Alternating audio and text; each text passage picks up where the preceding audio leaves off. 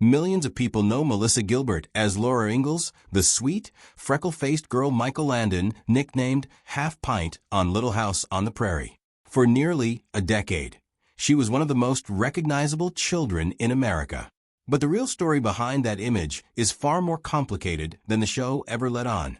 A childhood built on a hidden family secret, decades of struggling to be seen as more than a character, a long and public fight with alcohol, a complicated relationship with aging in an industry obsessed with youth, and most recently, a devastating public crisis that has upended her life at 62. Melissa Gilbert was born in Los Angeles on May 8, 1964, and placed for adoption the day after her birth. She was adopted by comedian Paul Gilbert and actress and dancer Barbara Crane, whose own father, Harry Crane, had created The Honeymooners. Melissa was working in commercials almost as soon as she could talk, and by the early 1970s, she was already appearing in small television roles. In 1976, when Melissa was 11, her father died. She and her brother were told he'd suffered a second stroke in his sleep. It wasn't until she was in her 40s, working on her 2009 memoir Prairie, that she learned the truth. Her father, a World War II veteran who had been living with severe, unrelenting pain from his wartime injuries, had died by suicide. Gilbert has said that discovering the truth after decades of believing a different story left her unable to eat or sleep properly for months, and that she eventually had to work through a lasting sense of confusion and guilt that she now recognizes as common among people who lose a parent this way. She's since become an advocate for mental health and suicide prevention awareness, saying she's come to honor her father's choice and understand her mother's decision to shield her from the truth as a product of a very different, more stigmatized era. Her career-defining role came just 2 years before her father's death. In late 1973, at age 9, Melissa was cast as Laura Ingalls out of roughly 500 girls who auditioned, and the show's pilot aired as a television movie in March 1974, with a full series premiering that September. Michael Landon, already a star from Bonanza, personally approved her casting and became far more than a co-star to her.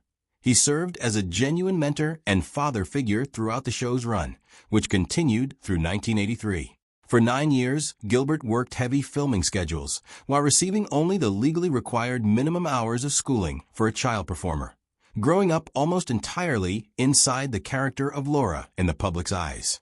She's spoken since about how that role, while meaningful, also became something of a cage. Audiences and even people on set often treated Laura Ingalls as her actual personality rather than a role she was playing, and that gap between the wholesome image and her private reality widened as she got older. Breaking out of that image proved to be one of the defining struggles of her adult career. At 15, while still closely associated with Little House, she took on the demanding role of Helen Keller in a stage production of The Miracle Worker in New York, a deliberate step toward proving she could handle serious, dramatic material. Through the 1980s, she continued pursuing darker, more mature roles in television films, including playing one of 4 American churchwomen killed in El Salvador in 1980 and a mafia wife caught up in violence and betrayal. In the early 1990s, she led 2 separate television series as an adult, the Fox sitcom Stand By Your Man and the NBC legal drama Sweet Justice, though neither lasted beyond a season, and the public largely continued to see her as Laura first. In her 2009 memoir, Gilbert wrote candidly about feeling emotionally empty despite years of fame and attention, and about struggles with addiction, failed relationships, and regretted plastic surgery, a level of honesty that broke sharply from the wholesome image that had defined her for so long. That honesty extended to her account of alcohol addiction, which she has said didn't begin during her Little House years, but developed later, in her late 30s, following the death of her grandfather and mounting emotional strain. She's described drinking up to 2 bottles of wine a night during that period, along with misuse of prescription medication, before a moment of humiliation, passing out in front of a friend, pushed her toward therapy and Alcoholics Anonymous. She has publicly identified around 2004 as roughly when she achieved lasting sobriety. Gilbert also stepped into a very different kind of role in the early 2000s when she was elected president of the Screen Actors Guild in November 2001, defeating Valerie Harper in the process. She was re-elected in 2003 and served until 2005, leading the union through a tense period that included disputes over non-union and overseas production work. An unusual second act for a former child star, requiring an entirely different set of skills than acting. Her relationship with aging and body image evolved slowly and publicly over decades. She got a rhinoplasty shortly after turning 18, later added breast implants, and by the 2000s was regularly using fillers and Botox to maintain what she's described as the kind of look the industry expected of her. She said the more she altered her appearance, the less familiar she felt of herself. And that pressure only deepened after her 2011 divorce, and as she moved into her 40s in a business, she felt reduced women to a dress size and the absence of visible lines.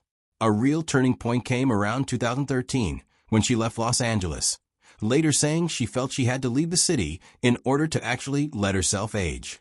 Around the same time, after marrying actor Timothy Busfield, she began stepping away from cosmetic maintenance, cutting her hair, stopping Botox and fillers, and in 2015 having her breast implants removed over health concerns. She and Busfield eventually settled into a restored property in the Catskills in upstate New York, and Gilbert has spoken about letting her hair go naturally gray and finally recognizing herself in the mirror. In 2022, she launched Modern Prairie, a lifestyle brand aimed at women over 50, built around openly discussing menopause, aging, and body changes rather than hiding them. A deliberate pivot away from the industry pressures she'd spent decades navigating. Her personal life included 2 earlier marriages before she met Busfield. She married actor Bo Brinkman in February 1988, and the two had a son, Dakota, in 1989, though the marriage was affected by the alcoholism and emotional turmoil Gilbert has since spoken about, ending in divorce in 1994. She married actor Bruce Boxleitner in January 1995, and they had a son, Michael, named in honor of Michael Landon, later that year. That marriage lasted 16 years before the couple separated in 2010 and finalized their divorce in 2011. She met Timothy Busfield in 2012, and the two married in April 2013 in a small ceremony in Santa Barbara. For over a decade, their relationship, and their shared move away from Hollywood toward a quieter, more rustic life, was publicly framed as a genuine late-life second chance after 2 difficult prior marriages. That narrative was upended in early 2026. In January, Busfield was arrested in New Mexico after 2 child actors from the Fox series The Cleaning Lady, which he had directed and appeared in, alleged that he had touched them inappropriately on set between late 2022 and early 2024. He was released pending trial, and in February 2026, a Bernalillo County grand jury indicted him on 4 counts of criminal sexual contact of a child. Busfield has denied the allegations and is presumed innocent unless proven guilty in court. A trial has been scheduled for May 2027. In the months following the indictment, additional women independently came forward to police with separate allegations involving incidents they said occurred years earlier, according to reporting based on police interviews. Gilbert has stood by her husband publicly throughout, including in an interview on Good Morning America, in which she said she believed the accusations were false and that she trusted him completely, while also acknowledging that the case had already upended their lives, professionally, financially, and socially, regardless of its eventual outcome. It remains an active, unresolved legal matter. Alongside these public and personal upheavals, Gilbert has also spoken candidly about ongoing physical health struggles, including a serious neck and back injury sustained during a fall while competing on Dancing with the Stars in 2012, decades of spinal problems that led to a major surgery in 2020, and a 2024 diagnosis of misophonia, a neurological condition causing intense distress in response to certain sounds, which he traced back to reactions she'd experienced but hadn't understood since. Her childhood on the Little House set. She has since worked with Duke University's Center for Misophonia and Emotion Regulation and spoken publicly to raise awareness of the condition. At 62, Melissa Gilbert's story doesn't resolve into a tidy arc. It includes a hidden family tragedy she didn't fully understand until adulthood, decades spent trying to be seen as more than a beloved television character, a real and hard-won recovery from addiction, a genuine and well-documented reckoning with the beauty standards that shaped much of her career, and now, a deeply painful and still unresolved chapter involving the husband she once described as her second chance.